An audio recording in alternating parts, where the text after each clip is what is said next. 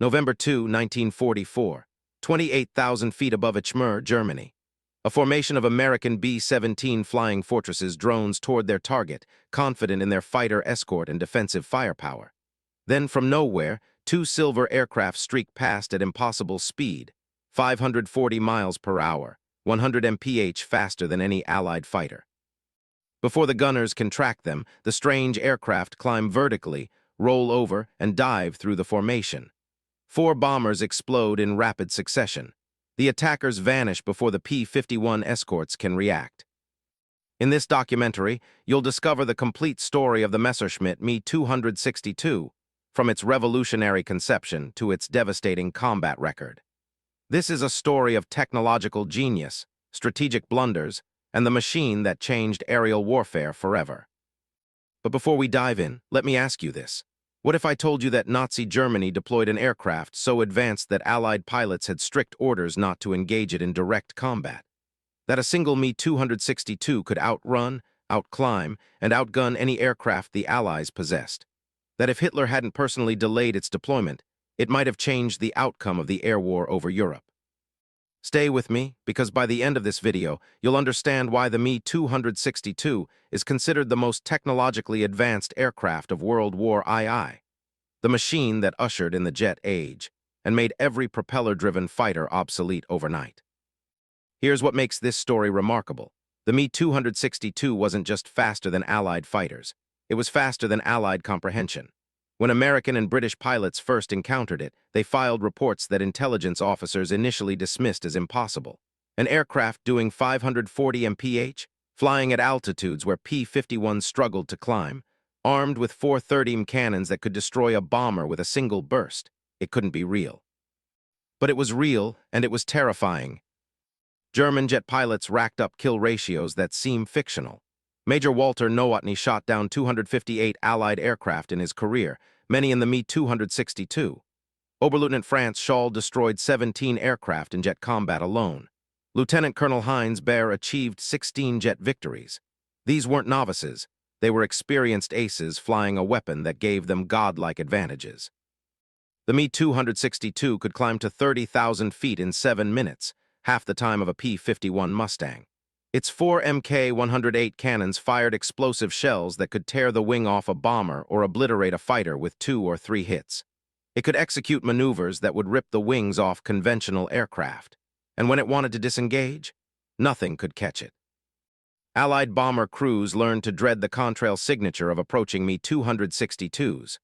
Unlike piston fighters that had to close slowly, positioning for attack runs, the jet would appear from nowhere, make a single devastating pass, and disappear before gunners could track it.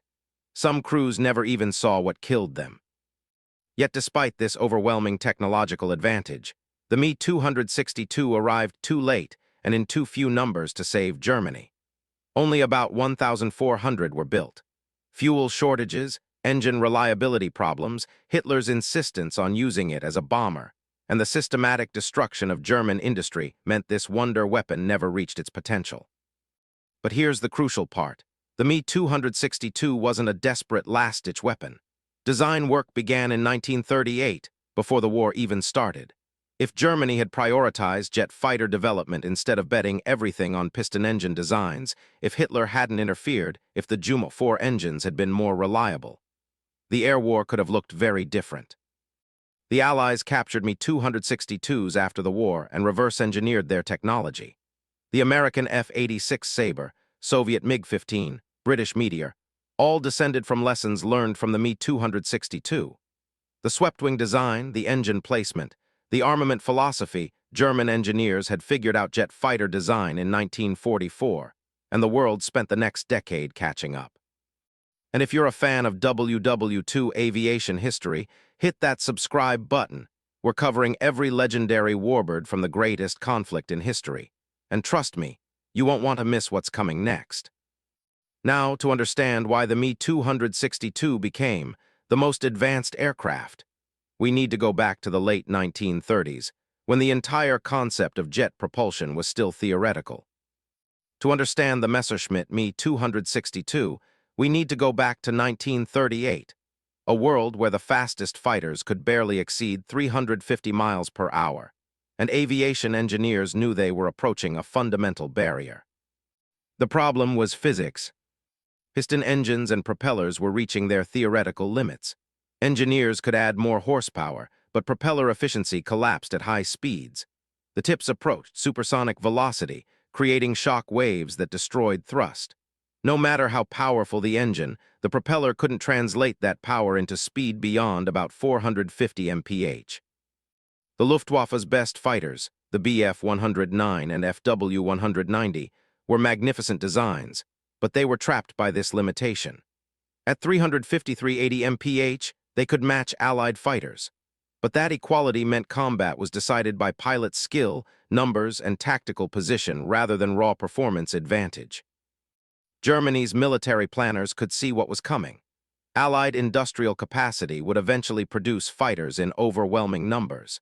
British and American designers were improving constantly.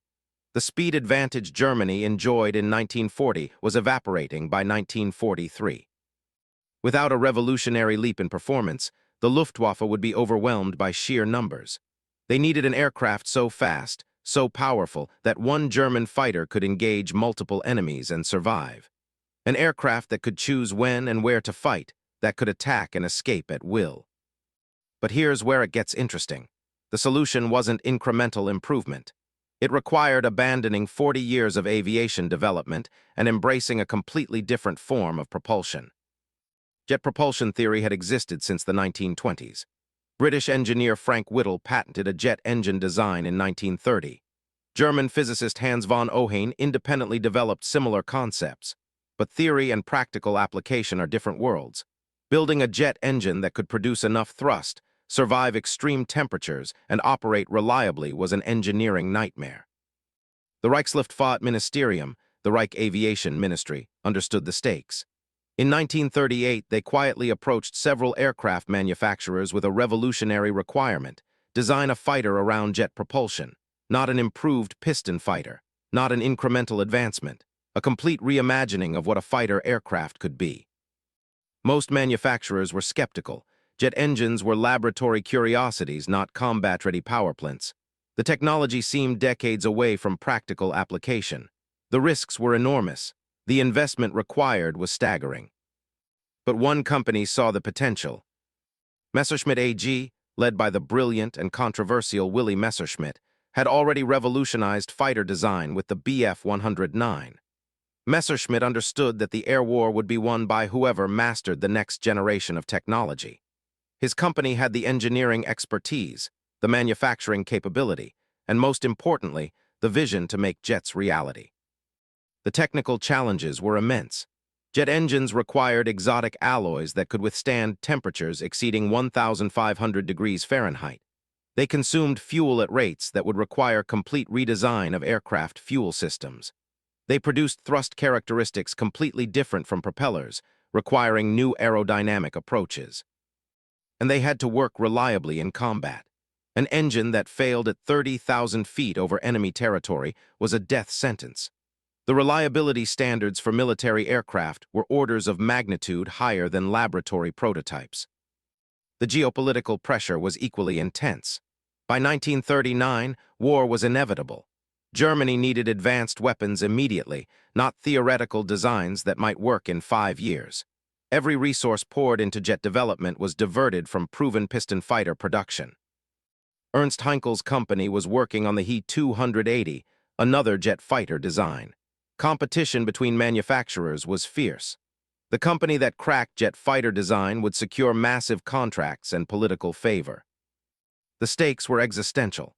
If Germany could deploy jet fighters before the Allies, they could maintain air superiority despite being outnumbered. If the Allies developed jets first, Germany's conventional fighters would be obsolete. And if both sides achieved jets simultaneously, whoever deployed them more effectively would control the skies. In this pressure cooker of technological revolution and military necessity, Messerschmitt's design team began sketching an aircraft that would change aviation history forever. But the solution would come from an unexpected place, and it would require solving problems that had never been solved before. Enter Willy Messerschmitt, a man whose genius was matched only by his ruthless ambition and controversial past. By 1938, Messerschmitt was already a household name in German aviation. His Bf 109 had dominated the Spanish Civil War and was becoming the Luftwaffe's primary fighter. But Messerschmitt understood that past success meant nothing if he failed to anticipate the future. His chief designer, Robert Lusser, assembled a team of aerodynamicists, engine specialists, and structural engineers. Their mission: design a fighter around jet engines that didn't yet exist in practical form. It was like designing a car around an engine that was still on the drawing board. The initial concept was radical. Forget everything about conventional fighter design. No propeller meant no torque issues, no propeller wash affecting the tail. The jet engines could be mounted anywhere under the wings, in the fuselage, even on the wingtips. The design possibilities were limitless, which made them paralyzing. Lusser's team spent months exploring configurations. Twin engines for redundancy and power. But where to mount them? Fuselage mounting simplified maintenance but created complex ducting for air intake. Wing mounting isolated engine failures but complicated the wing structure. The breakthrough came from wind tunnel testing. The team discovered that mounting engines under the wings in streamlined nacelles actually reduced drag while providing easy access for maintenance. It was counterintuitive. More objects in the airstream should increase drag, but the nacelles acted as additional lifting bodies at high speed. The wing design itself posed unprecedented challenges. Conventional straight wings worked well at propeller speeds, but created excessive drag as aircraft approached 500 mph. Messerschmitt's team experimented with swept-back wings, angling the wing backward from the fuselage. This delayed the formation of shock waves that appeared at high subsonic speeds. The swept wing concept came from Adolf Busemann's research at the Aerodynamic Research Institute in Brunswick. Busemann had presented papers on swept wings as early as 1935, but nobody had built an aircraft using the principle. Messerschmitt was gambling on untested theory. But here's where things got complicated. The jet engines, Junkers Jumo 4 turbojets, were nowhere near ready. The first prototypes exploded on test stands. Turbine blades disintegrated from thermal stress. The engines consumed fuel so rapidly that flight times would be measured in minutes, not hours. Compressor surges caused catastrophic failures. Dr. Anselm France, lead engineer at Junkers, struggled with metallurgy that was decades ahead of its time. The turbine blades had to spin at 8,700 RPM while enduring temperatures that would melt conventional steel. France's team developed hollow turbine blades made from exotic nickel alloys, a manufacturing process so complex that each blade required hours of precision work. Meanwhile, Messerschmitt's airframe was taking shape. The fuselage was a sleek, streamlined design with a pressurized cockpit, necessary at the extreme altitudes jets could reach. The landing gear was tricycle configuration, unusual for the era but essential because the long fuselage and jet engine placement made conventional tailwheel designs impractical. Armament was another revolution. Conventional .30 caliber machine guns were useless at jet speeds. The closing rates were too fast for effective fire. Messerschmitt specified 4 Mk 108-30 cannons clustered in the nose. These weapons fired 650-gram explosive shells at 650 rounds per minute. 2 or 3 hits could destroy any Allied bomber or fighter. It was devastating firepower, but the cannons had short range and required precise aim. The prototype, designated Me-262V1, began assembly in 1941.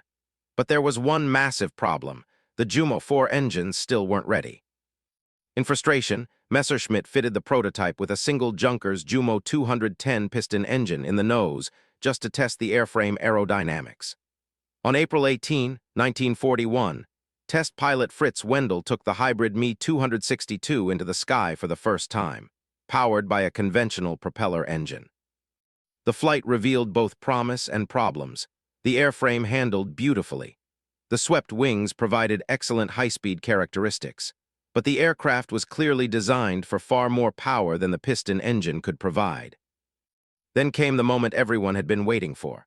On July 18, 1942, the Me-262V3, the first prototype with actual jet engines, sat on the runway at Leifheim. 2 Jumo 4 turbojets hung beneath the wings, whining as they spooled up. Test pilot Fritz Wendell ran through his checklist one final time. The engines screamed to full power. The Me-262 accelerated down the runway faster than any conventional fighter. At rotation speed, Wendell pulled back on the stick. The aircraft lifted cleanly into the air. For the first time in history, a practical jet fighter was flying on jet power alone. Wendell climbed to 20,000 feet, then opened the throttles fully. The aircraft leaped forward. The airspeed indicator swept past 400 mph. For 540 mph, nothing in the sky could match it. The Me-262 was faster at cruise than Allied fighters were at maximum speed. But the engines were temperamental. They overheated. They surged and flamed out if throttle movements were too aggressive. They had a service life of just 10-25 hours before needing complete rebuild. One engine failed during Wendell's test flight, forcing an emergency landing. The development team faced brutal reality. They had an airframe that could exceed 500 mph, but engines that barely survived a single flight. Production delays mounted. Raw materials became scarce as Allied bombing intensified. Skilled workers were drafted into infantry units. Every month of delay meant more Allied bombers destroying German industry. Messerschmitt refined the design through 1943. The engines received constant improvements. The airframe was strengthened. The cockpit layout was optimized for combat. Slowly, painfully, the Me-262 evolved from experimental prototype to combat-ready fighter. By early 1944, the aircraft was ready for operational testing. Luftwaffe pilots who flew evaluation flights returned with astonishing reports. The Me-262 was everything promised: fast, powerful, revolutionary. Then Adolf Hitler saw a demonstration flight. However, what happened during that demonstration would shock everyone involved and delay the Me-262's combat debut by critical months. The first Me-262, equipped for operational testing, took to the skies in April 1943, marking the beginning of what should have been rapid deployment to combat squadrons. Luftwaffe test pilots at Richlin, the main Luftwaffe testing facility, put the jet through exhaustive evaluation. Major Wolfgang Spett, one of Germany's most experienced test pilots, flew the Me-262 and immediately recognized its revolutionary potential. His reports were euphoric. This aircraft could dominate any fighter in Allied service. But the early trials revealed serious problems that engineers needed to solve before the Me-262 could survive combat. The Jumo 4 engines were the primary concern. They required careful throttle management. Aggressive movements caused compressor stalls that could flame out the engine at the worst possible moment. Pilots accustomed to pushing piston engines to maximum power instantly had to learn new techniques: smooth, gradual throttle inputs, constant monitoring of exhaust gas temperatures, planning every acceleration minutes in advance. Engine life remained appallingly short. 25 hours between major overhauls meant a Me-262 might fly a dozen missions before needing complete engine replacement.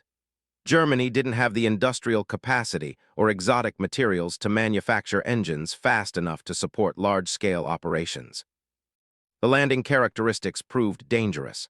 The Me-262 approached at speeds 50 mph faster than conventional fighters. The long, sleek fuselage reduced visibility during landing.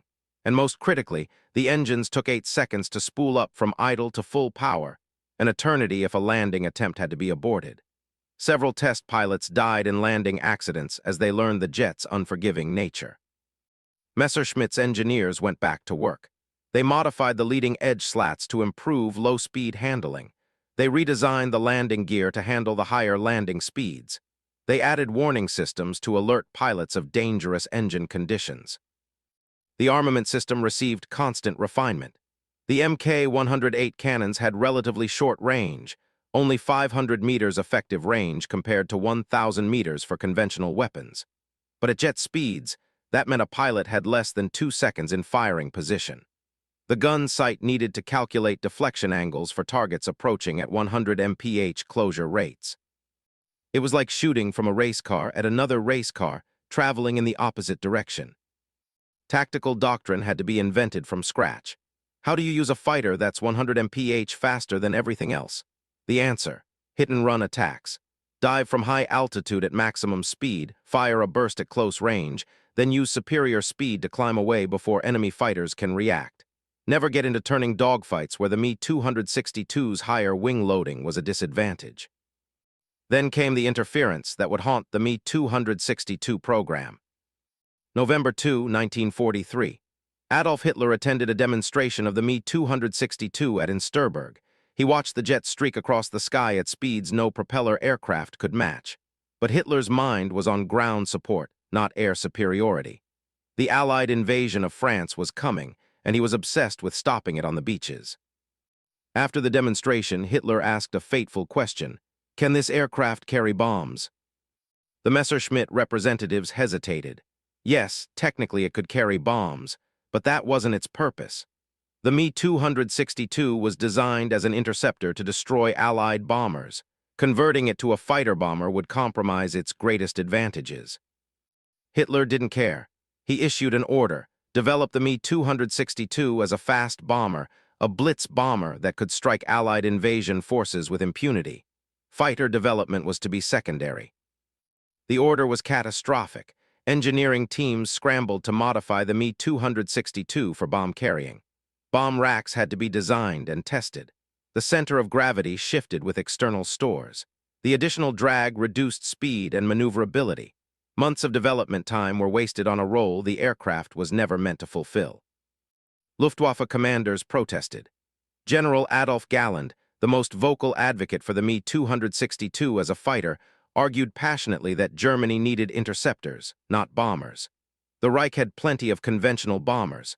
What it desperately needed was a weapon to stop the endless waves of Allied bombers destroying German cities and industry. Hitler was immovable. The Me-262 would be a bomber first, fighter second. Meanwhile, Allied intelligence was piecing together fragments of information about German jet development. Reconnaissance photos showed unusual aircraft at Luftwaffe bases. Luftwaffe radio intercepts mentioned turbine fighters, but Allied commanders struggled to believe the reports. Jets were theoretical. Even if Germany had built prototypes, surely they weren't combat-ready. They were wrong.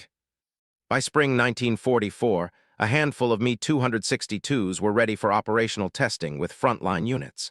The Übungskommando 262, Evaluation Command 262, formed at Lechfeld under the command of Captain Werner Thierfelder. This elite unit would prove the Me-262's combat effectiveness and develop the tactics that would make it deadly.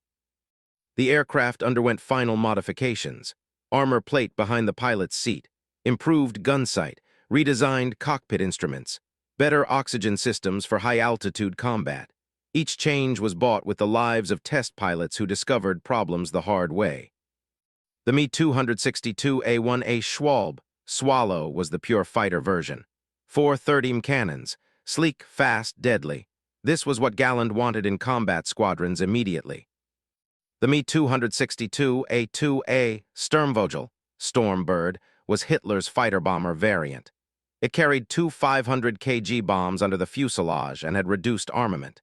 It was everything the Me-262 shouldn't be. Production was ramping up, but Allied bombing was destroying factories faster than they could be rebuilt. Messerschmitt dispersed manufacturing to underground facilities, small workshops, even abandoned mines. Quality control suffered. Component shortages forced design compromises. The exotic alloys needed for turbine blades became scarce, forcing engineers to use inferior materials that reduced engine life even further. By summer 1944, approximately 100 Me-262s had been produced, but only a handful were operational. Engine reliability, pilot training, and fuel shortages limited deployment. The wonder weapon that could have changed the air war was trickling into service in penny packets, while thousands of Allied bombers darkened German skies daily. But its real test was about to come in actual combat, and the results would terrify Allied aircrews across Europe. July 25, 1944. Lutzow, near Munich. Lieutenant Alfred Schreiber climbed into the cockpit of his Me-262 for a routine test flight. The mission was simple: verify systems, check engine performance, return to base. But Schreiber spotted something unexpected: a Mosquito reconnaissance aircraft, high and fast, photographing German installations. The British de Havilland Mosquito was one of the fastest aircraft in Allied service, capable of 380 mph and nearly untouchable by conventional German fighters. Schreiber pushed his throttles forward. The Me-262 accelerated like no aircraft before it. Within minutes, he'd climbed to the Mosquito's altitude and closed to firing range. The British crew never saw what hit them. Schreiber's 30 cannons fired a burst, and the Mosquito disintegrated. The jet age of aerial combat had begun. But this was an accidental engagement. The true operational debut came weeks later, on August 28, 1944, when Erprobungskommando 262 flew its first planned combat mission. Major Walter Nowotny led the unit, a legendary ace with 258 victories, including 255 on the Eastern Front. Nowotny was handpicked to prove the Me-262's combat effectiveness. If anyone could demonstrate the jet's potential, it was him. The mission briefed was straightforward: intercept American bomber formations approaching Munich. 6 Me-262s would launch, climb to altitude, then make high-speed diving attacks on the B-17 formations before Allied escort fighters could react. At 1100 hours, the jets screamed down the runway. The takeoff acceleration was violent, nothing like the gradual acceleration of piston fighters. Within seconds, the Me-262s were airborne and climbing at rates that made conventional fighters look stationary. At 30,000 feet, Nowotny's flight spotted the bomber stream, over 100 B-17s in tight formation, their contrails painting white lines across the blue sky. P-51 Mustang escorts circled above and around the bombers, vigilant for German interceptors. Nowotny positioned his flight above and ahead of the bombers, then dove. The Me-262s accelerated to over 500 mph, far faster than the Mustangs could react. The Allied pilots saw streaks diving through their formations but couldn't identify the aircraft type or intercept them. Nowotny lined up a B-17 at the edge of the formation. At 600 meters range, he pressed the firing button. The 4 Mk-108 cannons roared. In conventional fighters, pilots fired long bursts, 10, 20 seconds of sustained fire. But at jet speeds with 30 explosive shells, combat was measured in fractions of seconds. 3 shells struck the B's wing. The explosive impacts were catastrophic. The wing structure failed, folding upward from the stress. The bomber rolled inverted and fell out of formation, breaking apart as it descended. No parachutes appeared. Nowotny's wingmen engaged other bombers. Another B exploded. A third fell away with engines burning.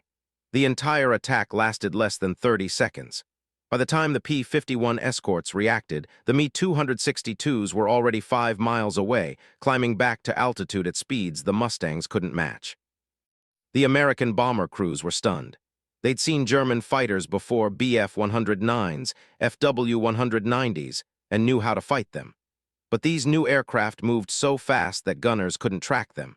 They appeared, fired, and vanished before defensive fire could be effective. The P-51 pilots were equally shocked. Their intelligence briefings had mentioned German jets, but seeing one was different. Squadron leader Roy Butch Voris later reported, "It was the damnedest thing I ever saw. 1 second the sky was empty, the next second there were 4 contrails diving through the bomber formation at impossible speed. We tried to intercept, but by the time we turned, they were gone." Over the next weeks, Commando Nowotny flew more missions. The tactics refined rapidly. The Me-262 pilots learned to attack from the bomber's 6 o'clock high position, diving from behind and above at a 30-degree angle. This maximized closure speed while giving the longest firing window. They learned to fire at 400 meters, close enough for accuracy, far enough to avoid debris from exploding bombers. The kill ratio was astonishing. Nowotny's unit shot down dozens of Allied aircraft while losing only 2 Me-262s to all causes, one to mechanical failure, one to flak. No Allied fighter had shot down an Me-262 in air-to-air combat. But here's where things took a dramatic turn. The Allies quickly adapted. American bomber commanders ordered escort fighters to patrol near Me-262 bases. The jets were vulnerable during takeoff and landing. Their engines took time to spool up, and the aircraft couldn't maneuver effectively at low speeds. If Allied fighters caught an Me-262 during approach to landing, when the pilot was committed to a long, straight descent with engines at low power, it was nearly helpless. On November 8, 1944, disaster struck Commando Nowotny. Major Nowotny took off to intercept bombers but ran into a massive formation of P-51s near his base. His engines were malfunctioning, possibly hit by defensive fire from bombers, possibly mechanical failure. He tried to make it back to base for an emergency landing. American pilots spotted the struggling jet. They dove on Nowotny as he attempted to land. Unable to accelerate with damaged engines, unable to maneuver at low altitude, Nowotny was trapped. P-51s raked his aircraft with .50 caliber fire. The Me-262 crashed short of the runway and exploded. Walter Nowotny, one of Germany's greatest aces, was dead, killed in the aircraft he'd championed. The loss was devastating, but it revealed a critical vulnerability. The Me-262 was only supreme at high altitude and high speed. Catch it slow and low, and it could be killed. Despite this setback, the operational trials had proven the concept. The Me-262 was the most effective fighter in the sky when employed correctly. It could destroy Allied bombers with impunity. Its speed made it nearly invulnerable to conventional fighters in combat. The Luftwaffe High Command authorized full-scale deployment. Jagdgeschwader 7, Fighter Wing 7, would be the first fully operational Me-262 unit, equipped entirely with jets. Other units would convert from piston fighters to jets as aircraft became available. By December 1944, Me-262s were appearing across Germany. Allied bomber crews learned to recognize their distinctive shape and the white contrails from their jets. Radio calls of bandits at 12 o'clock high jets sent chills through every formation. The American bomber offensive, which had been systematically destroying German industry, suddenly faced a weapon that could challenge it. Bomber losses began climbing. Crew morale suffered. The milk runs, easy missions with light opposition vanished. This was just the beginning. What came next would cement its legendary status and show what might have been if Germany had deployed jets earlier. By January 1945, the Me-262 was at the height of its power, and Germany was at the edge of collapse. Jagdgeschwader 7, commanded by Major Theodor Weissenberger, became the world's first operational jet fighter wing. Over 60 Me-262s equipped the unit, based at Brandenburg-Brest and Oranienburg near Berlin. Their mission was clear: destroy the American bomber formations that were reducing German cities to rubble. The tactics had evolved into a precise, deadly science. Me-262 pilots would climb to 35,000 feet, well above bomber formations, then position themselves ahead of the incoming raid. When the bombers approached, the jets would dive through the escort fighters at 500+ mph, attack the bombers in a single devastating pass, then use their superior speed to climb away before the escorts could react. It was called the Sturmgruppe Tactics Storm Group. Groups of 4 to 6 Me-262s would concentrate fire on a single bomber formation section, destroying multiple aircraft in seconds, then vanish. The psychological effect was enormous. Bomber crews who watched Me-262s approach knew that in the next 30 seconds, some of them would die, and there was nothing they could do about it. Let me tell you about Oberleutnant Franz Schall. By March 1945, Schall had become one of the most successful jet aces, with 17 confirmed victories in the Me-262. His technique was surgical precision. He'd dive through bomber formations, select a target, close to 300 meters point-blank range, and fire a 1-second burst. The 30 shells would tear through the bomber's wing root or cockpit. Then he'd be gone before the bomber even started falling. On March 31, 1945, Schall engaged a formation of B-17s over Germany. He destroyed 3 bombers in a single mission, each with a single firing pass lasting less than 2 seconds. His wingman destroyed 2 more. 5 B-17s, 50 American airmen, shot down in less than 5 minutes by 2 aircraft. The kill ratio was unprecedented in aviation history. But here's where it gets interesting. The Me-262's success wasn't just about speed and firepower. It was about psychology. American bomber crews had learned they could survive Bf-109 and FW-190 attacks through disciplined formation flying and massed defensive fire. But the Me-262 broke that calculus. It attacked too fast for gunners to track. It fired weapons so powerful that a near miss could cripple a bomber. And it was gone before the crew could even call out a warning. Major Heinrich Ehler, another jet ace, described attacking B-17 formations. You dive from above and behind at 800 kilometers per hour. The bombers grow in your sight incredibly fast. At 400 meters, you fire. You see the shells hit, see pieces of the bomber fly off. Then you're past them, pulling up into a climb they cannot follow. The Americans fire, but by the time their tracers reach where you were, you're somewhere else entirely. Stay with me because this next part is crucial. The Me-262 didn't just kill bombers. It forced the Allies to completely rethink their bombing strategy. American commanders realized that conventional escort tactics couldn't protect bombers from jets. So they adopted a brutal but effective counter-strategy: saturate the air with fighters. For every bombing mission, hundreds of P-51 Mustangs and P-47 Thunderbolts would patrol not just with the bombers, but around Me-262 bases. The Allies also implemented rat racing tactics. When Me-262s attacked, entire squadrons of fighters would dive toward the jet's predicted position. The jets could outrun one or two fighters easily, but when 30 or 40 Allied fighters converged from multiple directions, even the Me-262's speed advantage became marginal. The jet pilot had to dodge, maneuver, and burn fuel constantly, shortening his combat time and limiting attack opportunities. And then there was Operation Bodenplatz's aftermath. On New Year's Day 1945, the Luftwaffe launched a massive surprise attack on Allied airfields in Belgium and the Netherlands.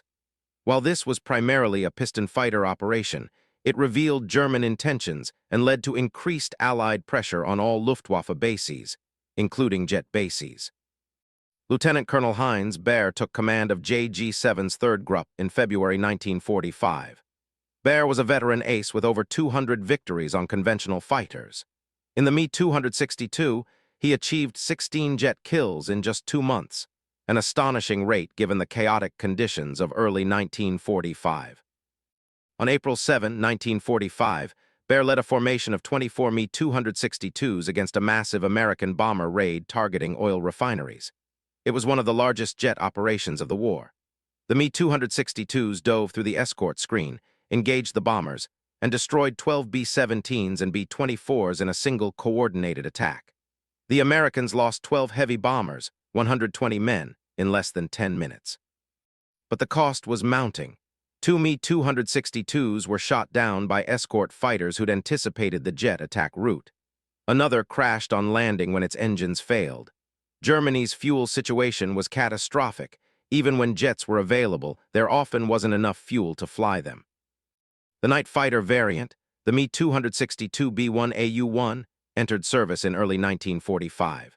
Equipped with radar and flying in darkness, these jets hunted RAF Mosquito bombers that had previously operated with near impunity. Oberfeldwebel Kurt Welter, flying night fighter Me-262s, claimed 25 victories, though post-war analysis suggests the actual number was lower. Still, his success demonstrated the jet's versatility. You won't believe what happened during some of these late-war missions. On April 10, 1945, Me-262 pilot Lieutenant Fritz Müller engaged a formation of P-51 Mustangs near Berlin. In conventional thinking, jets should avoid dogfighting with agile piston fighters. But Müller used the Me-262's superior energy retention, its ability to maintain speed through maneuvers, to pick apart the American formation. He destroyed 2 P-51s using slashing attacks, diving on one, destroying it, zooming back to altitude, then repeating the process. The remaining Mustangs couldn't catch him and eventually disengaged. The kill ratios tell the story. JG-7 claimed over 400 Allied aircraft destroyed against approximately 100 Me-262 losses to all causes: combat, accidents, mechanical failure. A 4:1 ratio doesn't sound dramatic until you realize the Allies had complete air superiority, numerical advantage, and controlled the bases around German airfields. Individual pilots achieved staggering success. Major Georg Peter Eder shot down 12 Allied aircraft in the Me-262. Major Theodor Weissenberger claimed 8. Lieutenant Rudolf Rademacher achieved 16 jet victories. These weren't novices padding their scores with easy kills. These were experienced pilots destroying Allied bombers and fighters in the most heavily defended airspace in history. But the numbers that really matter are these. Germany produced approximately 1,430 Me-262s. Only about 200 were operational at any given time. The rest were grounded for maintenance, lacked pilots, or had no fuel. If Germany had produced 5,000 jets, if they'd deployed them in 1943 instead of 1945, if fuel and pilot training had been adequate, the air war could have been very different. But every legend has its darkest moment, and for the Me-262, that moment was approaching as Germany itself crumbled. Despite its success, the Me-262 wasn't invincible, and by spring 1945, its vulnerabilities were becoming painfully clear. The Jumo-4 engines remained the aircraft's Achilles heel. Their service life never exceeded 25 hours before requiring complete overhaul. In practice, many failed after just 10-12 hours of operation. Turbine blades cracked from thermal stress. Compressors surged without warning. Fuel pumps failed. And Me-262 pilot never knew if his engines would last the entire mission. Engine failure at altitude was survivable. The jet could glide considerable distances. But engine failure during takeoff or landing was usually fatal. The engines required 8 seconds to spool from idle to full power, meaning an aborted landing required planning 8 seconds in advance. Pilots who realized too late that their approach was wrong had no time to go around. They crashed. Lieutenant Hans Guido Muck lost his life this way on April 26, 1945. His Me-262 suffered engine failure on approach to Parchim Air Base. He tried to restart, but the engines wouldn't spool up in time. The jet hit the ground short of the runway at 180 mph and exploded. Fuel consumption was catastrophic. The Me-262 could fly for approximately 60-90 minutes depending on combat maneuvering. High-speed combat at full throttle reduced this to 30 minutes. By comparison, a P-51 Mustang could fly for over 4 hours. The jet could dominate any engagement, but only for a brief window before it had to return to base or become a gliding target. And Germany's fuel situation by 1945 made this worse. Allied bombing had destroyed synthetic fuel plants across the Reich. Natural oil sources in Romania were lost to Soviet advances. Me-262 units sometimes had aircraft sitting idle for days, waiting for fuel deliveries that never came. Pilots would take off with partial fuel loads, knowing they had maybe 20 minutes of combat time before they had to land. The Allied countertactics proved devastatingly effective. American fighter pilots couldn't catch Me-262s in the air, so they waited at jet bases. They knew the jets had to land eventually, and when they did, they were vulnerable. The tactic was simple and brutal. Patrol at 10,000 feet near known Me-262 bases. When a jet returned from a mission, wait until it committed to landing approach. The Me-262 on landing approach was flying at 180 mph with engines at low power, unable to accelerate quickly, locked into a predictable flight path. Then dive on it with 4 or 6 fighters simultaneously. Major George Preddy, an American ace, pioneered these tactics. He scored several kills against Me-262s by catching them during landing approach. His squadron would station fighters at different altitudes around jet bases, some high to spot returning jets, others low to intercept during landing. It was unsporting but effective. German commanders tried to counter this by stationing conventional fighters as defense for returning jets. FW-190s would patrol around jet bases, engaging Allied fighters that tried to attack landing Me-262s. But Germany didn't have enough fuel or pilots to maintain constant combat air patrols. The protection was sporadic at best. Pilot training became a critical bottleneck. Flying the Me-262 required completely different techniques than conventional fighters. Experienced piston fighter pilots would transfer to jets and immediately crash during their first landing attempt. The high landing speed, the long glide approach, the slow engine response, everything was counterintuitive. Worse, by 1945, Germany was so desperate for pilots that they were sending inadequately trained replacements directly to combat units. These pilots had perhaps 30 hours of flight time total, and maybe 5 hours in jets. They died in droves, not from enemy action, but from simple pilot error. They'd stall during landing. They'd handle the throttles too aggressively and flame out engines. They'd misjudge approach speeds and crash short of runways. The 30 Mk-108 cannons, while devastating, had limitations. The muzzle velocity was relatively low, just 540 meters per second compared to 850 ms for conventional 20 cannons. This meant significant bullet drop at longer ranges. Pilots had to close to 300–400 meters for reliable hits. At jet speeds with closure rates of 200 meters per second, this gave them perhaps 2 seconds in firing position. The guns also jammed frequently. The vibration from 4 cannons firing simultaneously would sometimes cause feed mechanism failures. And the limited ammunition, only 100 rounds per gun for the inner cannons, 80 for the outer, meant 3–4 seconds of total firing time. Every burst had to count. Then there were the accidents. The Me-262's high wing loading made it unforgiving at low speeds. Stall spin accidents killed dozens of pilots. The tricycle landing gear was revolutionary, but fragile, hard landings would collapse the nose gear. Tire blowouts at high landing speeds sent jets careering off runways. Major Rudolf Sinner, an experienced jet pilot, described the stress. Every flight was a gamble. Would the engines hold together? Would Allied fighters be waiting when you returned? Would you have enough fuel? The Me-262 was the most capable fighter in the sky, but also the most demanding. One mistake, one moment of inattention, and you were dead. Allied bombing of infrastructure created additional problems. Runways were cratered constantly, forcing jets to operate from damaged fields. Maintenance facilities were destroyed, meaning engines that needed minor repairs instead needed complete replacement. Parts supply chains broke down. Replacement airframes sat in factories with no engines. Engines sat in depots with no way to transport them to bases. By April 1945, the operational availability rate had dropped below 30%. Of every 10 Me-262s in a unit, only 3 could fly on any given day. The rest were grounded for maintenance, lacked fuel, or had no qualified pilots. The psychological toll mounted.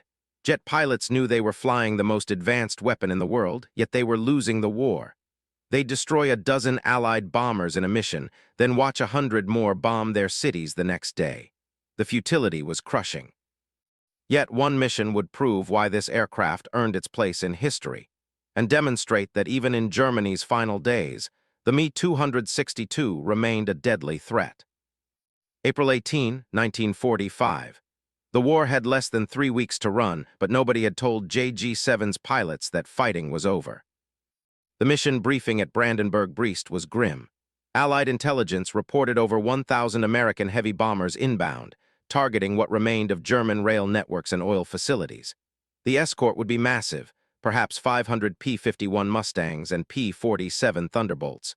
JG-7 could field 55 operational Me-262s. The mathematics were brutal. But Major Theodor Weissenberger, JG-7's commander, had a plan. Instead of the usual small group attacks, he would launch everything simultaneously, the largest single jet operation of the war. 55 Me-262s would climb to 40,000 feet, position themselves ahead of the bomber stream, then execute coordinated attacks from multiple directions.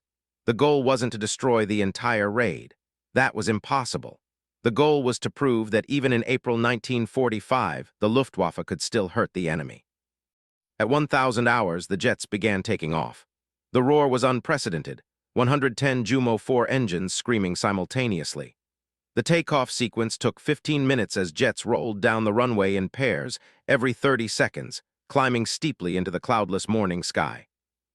The American bomber formations were approaching from the west, a river of B-17s and B-24s that stretched for 50 miles, escorted by swarms of fighters at multiple altitudes. The bomber crews were confident. The war was almost won. Germany was collapsing.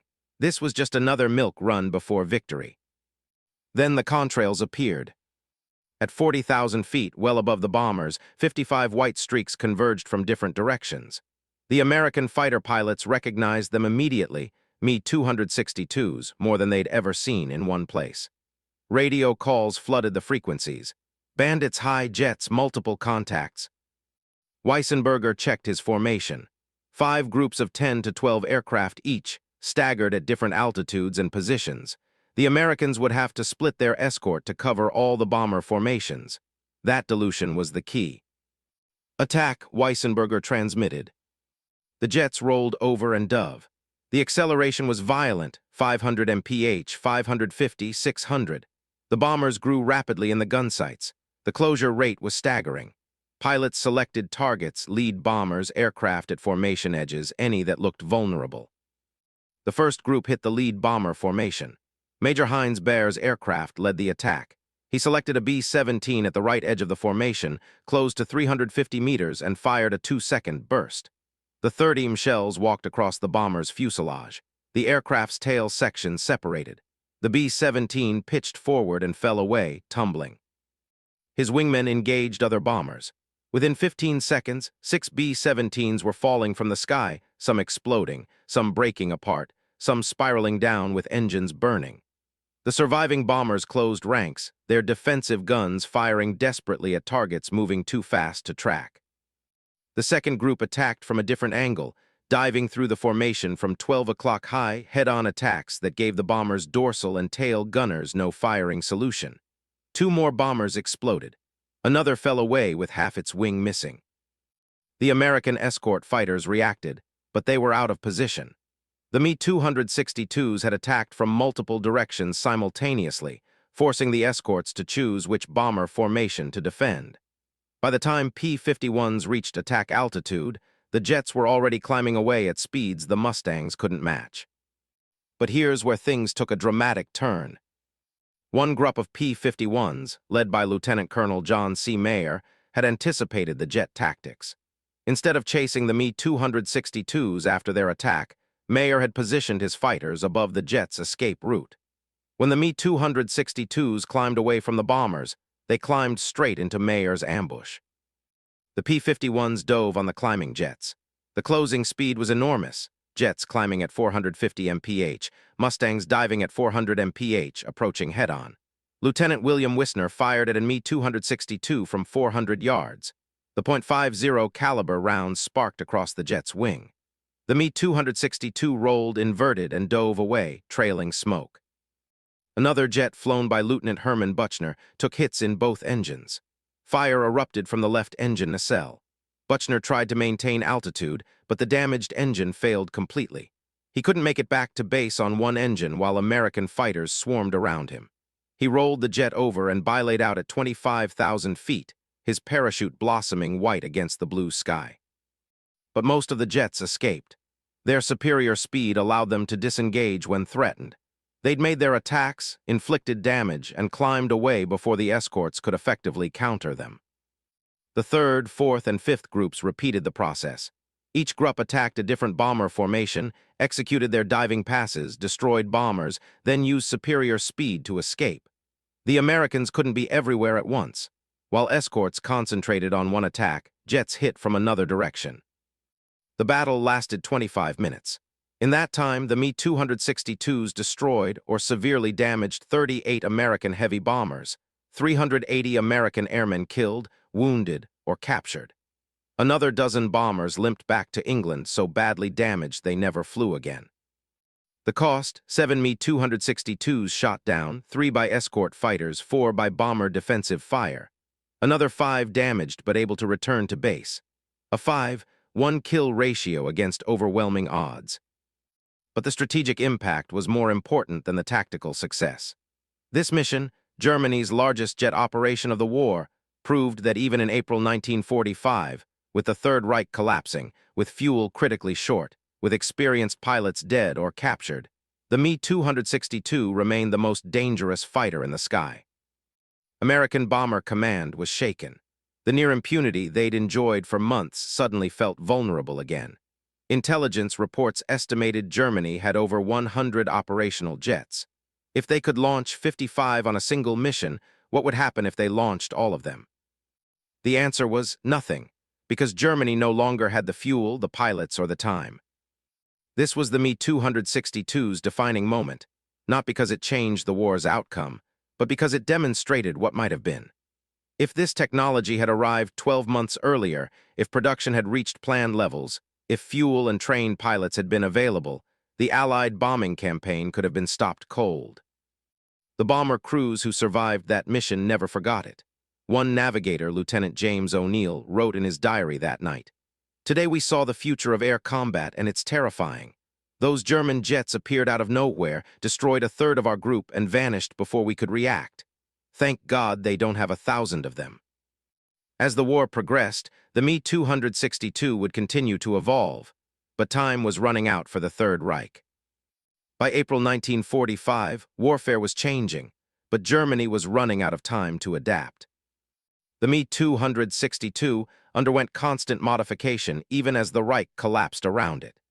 Engineers worked in underground factories, designing improvements for an aircraft that would never see those improvements implemented in meaningful numbers.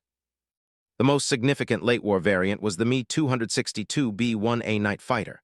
With radar equipment mounted in the nose and a second crew member, a radar operator, squeezed into a modified cockpit, this version hunted RAF Mosquito bombers that attacked German cities every night. The conversion reduced fuel capacity and added weight, but it gave the Luftwaffe its first effective night fighter capable of catching the fast British bombers. Oberfeldwebel Kurt Welter flew these night fighter missions with devastating success. Operating from Berg Airfield near Magdeburg, Welter claimed 29 victories flying the Me-262 at night, though post-war analysis suggests the actual number was closer to 20. Still, his success rate was extraordinary.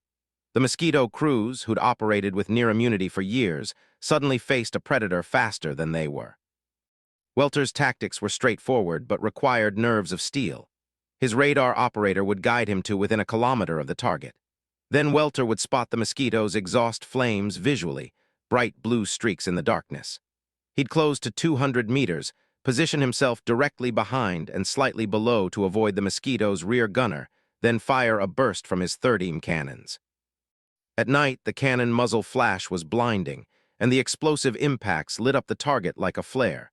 Most Mosquitoes died before their crews even knew they were under attack. But the night fighter program suffered from chronic problems. The radar equipment was temperamental.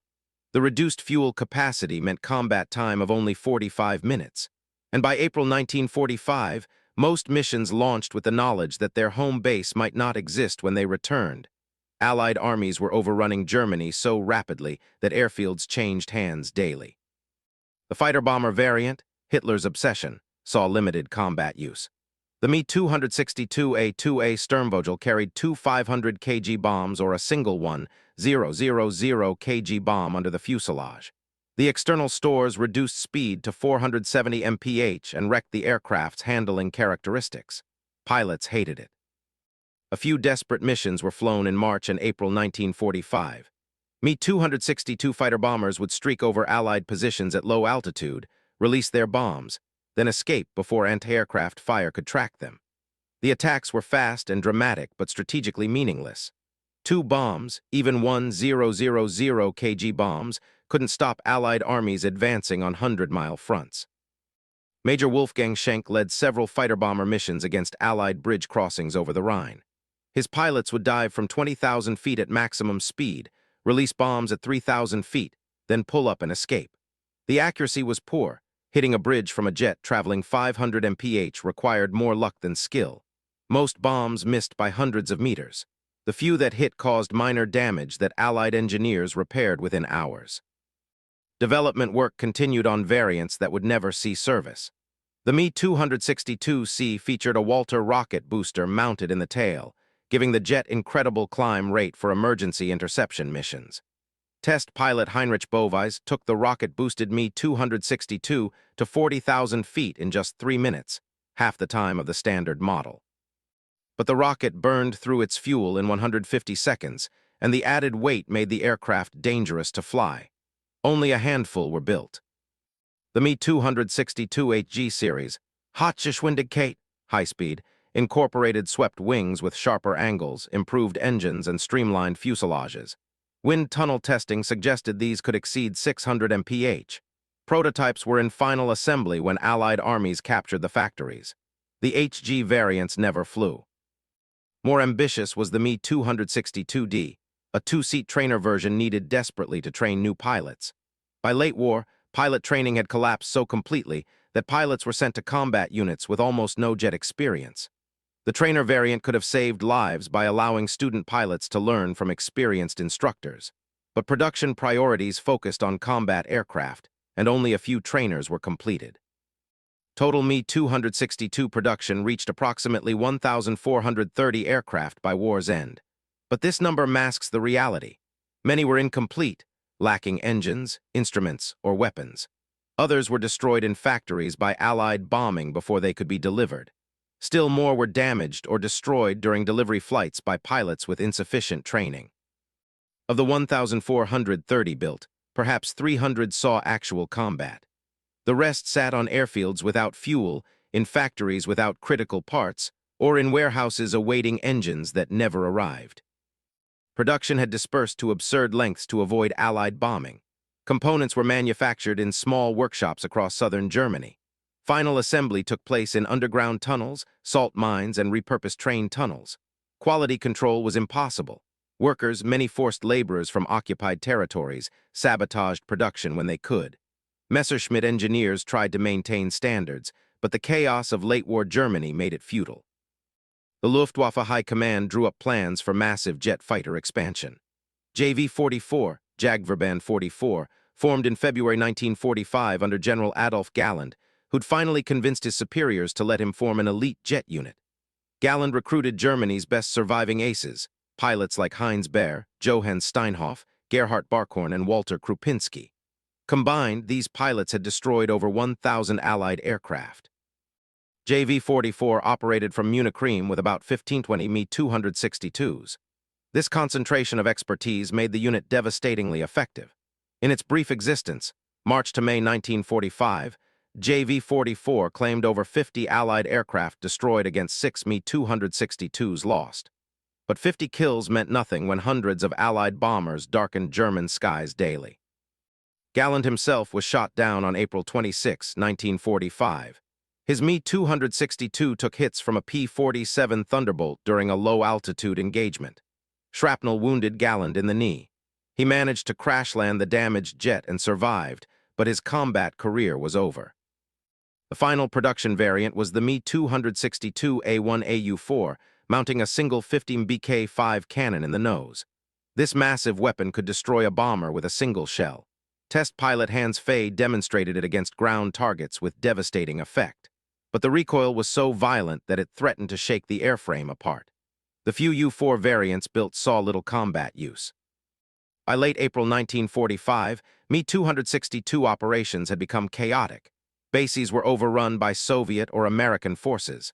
Pilots flew missions from one base, then landed at another because their original field had been captured. Fuel was measured in liters, not tanks. Ground crews performed maintenance in open fields because hangars had been destroyed. And then came the moment that would define its legacy, the final days when even technological supremacy couldn't save a dying regime. When the war ended on May 8, 1945, Me-262s were still flying, still fighting, even as Germany disintegrated around them. The final combat missions came in the first days of May. JG-7 flew sorties from Prague-Ruzyń, defending Czechoslovakia against Soviet bombers advancing from the east. Lieutenant Fritz Müller shot down his last aircraft, a Soviet Il-2 Sturmovik, on May 4th. It was one of the final Me-262 victories of the war, achieved just 4 days before Germany's unconditional surrender. Major Heinz Baer flew his last combat mission on May 3, 1945, from Salzburg. He engaged American fighters over the Alps, destroyed a P-47 Thunderbolt, then landed at a small airstrip in Austria. The next day, American ground forces captured the field. Baer's Me-262, one of history's most successful jet fighters, was parked beside the runway, out of fuel and out of time. General Adolf Galland's JV-44 flew its final sorties from Munich in late April. When American tanks approached the city, Galland ordered his remaining jets flown to Austria or destroyed to prevent capture. Some pilots obeyed. Others simply walked away, leaving their aircraft sitting on the tarmac. The war was lost. The jets, for all their technological brilliance, had arrived too late. On May 8, 1945, as Germany signed the instrument of surrender, approximately 100 Me-262s remained operational across various scattered airfields. Most were abandoned in place. Their pilots, the ones who survived, became prisoners of war. The jets sat silent, their engines cold, the world's first operational jet fighters suddenly rendered meaningless by political reality. The Allies descended on the captured Me-262s with scientific hunger. American, British, Soviet, and French intelligence teams raced to secure intact examples. Every nation wanted to understand how Germany had achieved jet technology years ahead of anyone else. The Americans captured the largest haul, Operation Lusty, Luftwaffe secret technology, shipped dozens of Me-262s to Wright Field in Ohio for exhaustive testing. Test pilot Colonel Harold Watson flew captured Me-262s and filed reports that confirmed what Allied pilots had been saying for months. This was the most advanced fighter aircraft in existence. The British captured several examples and flew them at RAF Farnborough. They'd been developing their own jets. The Gloucester Meteor had entered service in 1944, but the Me-262 was clearly superior in most performance parameters. British engineers studied the swept-wing design, the engine placement, and the armament configuration. Those lessons directly influenced post-war British jet development. The Soviets stripped entire Me-262 production facilities and shipped them. Machinery, plans, partially completed aircraft, even German engineers, back to the Soviet Union. The captured technology influenced designs like the Sukhoi Su-9 and MiG-9, though neither matched the Me-262's overall performance. Stalin's engineers had the plans but lacked the manufacturing expertise and materials science to fully replicate German achievements. France assembled several Me-262s from captured parts and briefly considered putting them into service with the reformed French Air Force. A few flew test missions in 1946, but engine reliability remained terrible and spare parts were non-existent. The program was abandoned. The true legacy of the Me-262 wasn't in captured examples. It was in the knowledge they represented. German aerodynamicists had solved problems that Allied engineers were just beginning to understand. The swept-wing design, the placement of engines in underwing pods, the use of tricycle landing gear, the philosophy of speed over maneuverability. These concepts became standard in jet fighter design. The American F-86 Sabre, which dominated Korean war skies 5 years later, owed enormous debt to Me-262 research. The swept wings came from captured German wind tunnel data. The engine placement echoed Messerschmitt's design.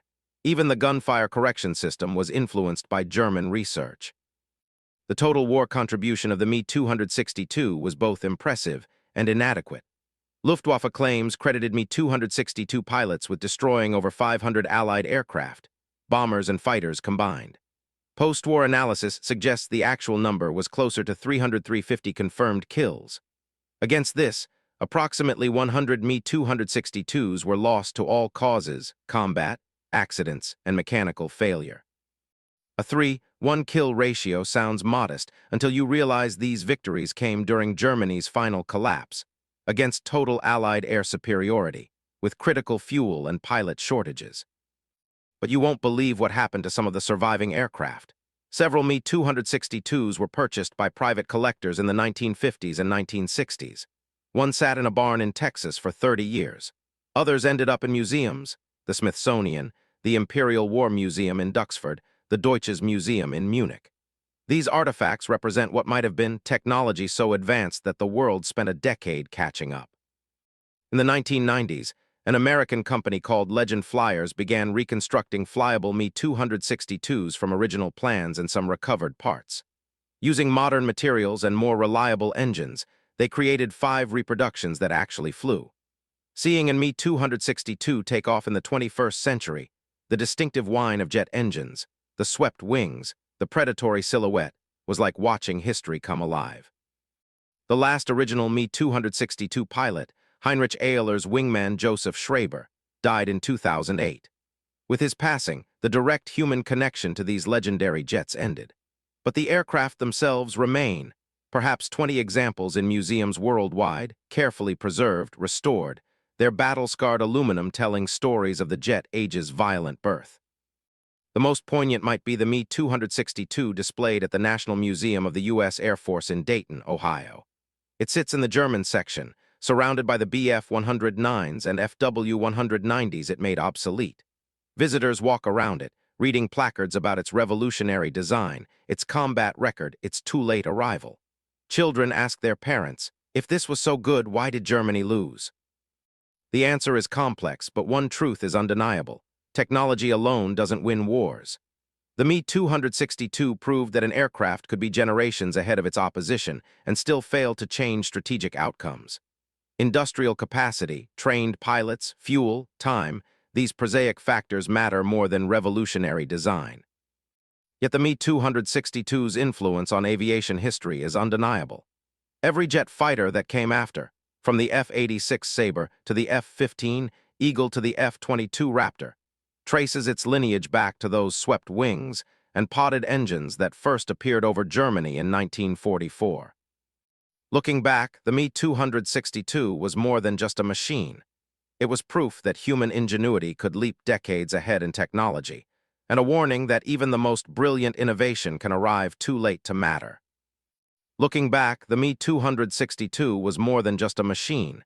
It was the aircraft that divided aviation history into two eras, before jets and after jets. The impact on World War II, while dramatic, was ultimately limited.